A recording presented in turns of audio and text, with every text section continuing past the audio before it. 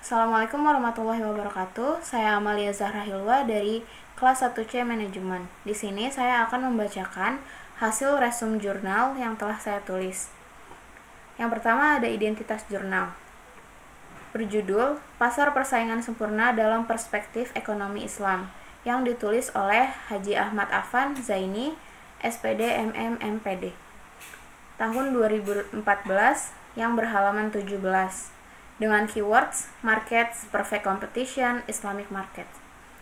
B. Resume Jurnal.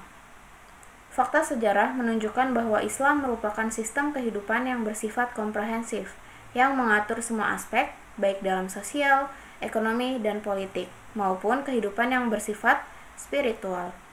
Ekonomi Islam adalah ekonomi yang berdasar ketuhanan. Sistem ini bertitik tolak dari Allah Subhanahu wa Ta'ala, bertujuan akhir kepada Allah, dan menggunakan sarana yang tidak lepas dari syariat Allah. Beberapa tujuan penulisan artikel ini adalah: A. Untuk mengetahui karakteristik pasar persaingan sempurna. B. Mengetahui bagaimana struktur pasar dalam Islam. Dan C. Untuk mengetahui bagaimana pandangan Islam terhadap pasar persaingan sempurna. Selain tujuan di atas, penulis juga ingin membandingkan konsep konvensional dan konsep Islam dalam pasar persaingan sempurna. Adapun masalah yang akan penulis bahas lebih lanjut dalam artikel ini adalah: A. Apakah itu pasar persaingan sempurna dan karakteristiknya? B. Bagaimana pasar persaingan sempurna dalam Islam? Dan C. Konsep manakah yang lebih baik antara konvensional dan Islam dalam pasar persaingan sempurna?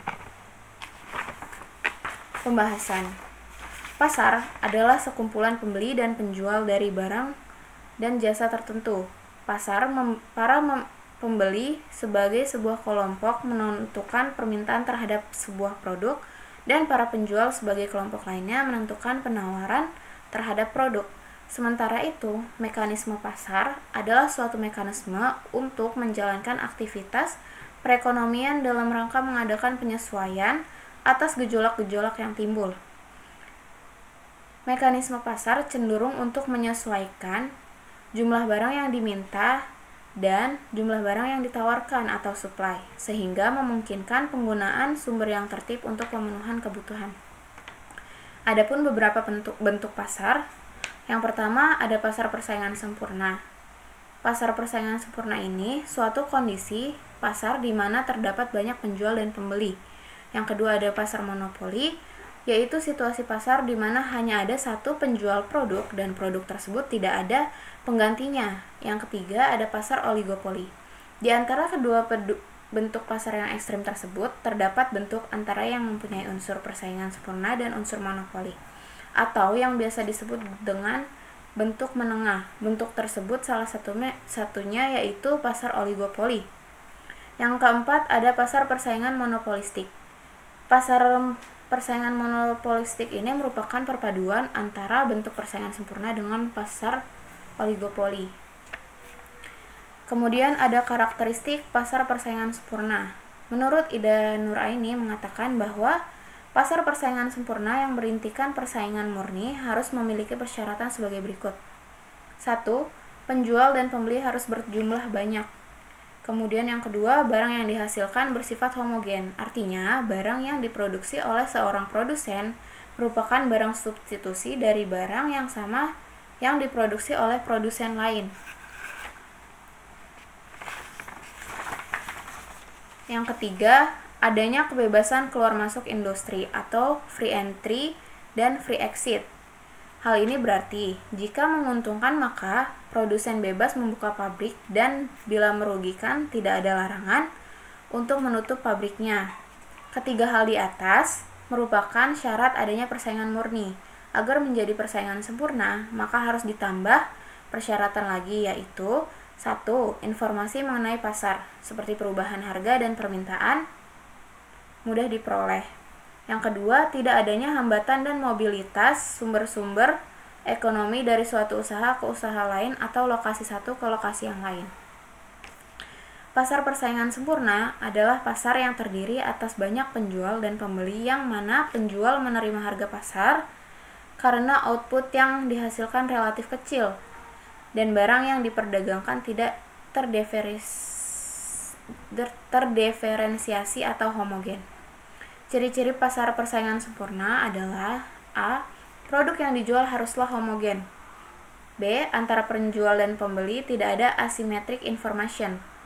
C. Output perusahaan lebih kecil dibandingkan dengan output pasar. D. Perusahaan bertindak sebagai price taker. Dan E. Kebebasan keluar masuk pasar. Struktur pasar persaingan sempurna adalah struktur pasar yang lebih dekat dengan struktur pasar Islami. Adapun bukti kedekatannya ialah: A. Orang-orang harus bebas untuk keluar masuk pasar. B. Tingkat informasi yang cukup mengenai kekuatan-kekuatan pasar dan barang-barang dagangan adalah perlu. C. Unsur-unsur monopolistik harus dilenyapkan dari pasar. Yang D. Homogenitas dan standarisasi produk sangat dianjurkan ketika terjadi pemalsuan produk, penipuan, kecurangan-kecurangan dalam mempresentasikan barang-barang tersebut, dan setiap penyimpangan dari kebebasan ekonomi yang jujur, seperti sumpah palsu, perimbangan yang tidak tepat, dikecam oleh agama Islam. Mekanisme yang diuraikan oleh Ibnu Taimiyah tersebut sama dengan karakteristik pasar persaingan sempurna, yang berarti bahwa pasar yang Islami itulah pasar yang persaingan sempurna yang diinginkan setiap orang. Karena ini, di dalamnya tidak ada market power dan asumsi-asumsi dalam pasar persaingan sempurna sangatlah mungkin terjadi apabila aturan-aturan Islam yang diterapkan dalam pasar tersebut. Melihat dari kenyataan yang terjadi, asumsi-asumsi pasar persaingan sempurna sangatlah jarang ditemukan. Padahal pasar persaingan sempurna adalah pasar yang ideal, di mana konsumen dan produsen tidak terzalimi. Salah satu cara penulis sarankan agar asumsi-asumsi tersebut dapat tercipta adalah dengan menerapkan aturan-aturan Islam atau etika bisnis. Konsep Islam menegaskan bahwa pasar harus berdiri di atas persaingan sempurna atau perfect competition. Namun demikian, bukan berarti kebebasan tersebut berlaku mutlak, akan tetapi kebebasan yang dibungkus oleh frame aturan syariah. Karena pada dasarnya, pasar tidak membutuhkan kekuasaan yang besar untuk menentukan apa yang harus dikonsumsi atau diproduksi. Sebaliknya, biarkan setiap individu dibebaskan untuk memilih sendiri apa yang dibutuhkan dan bagaimana memenuhinya.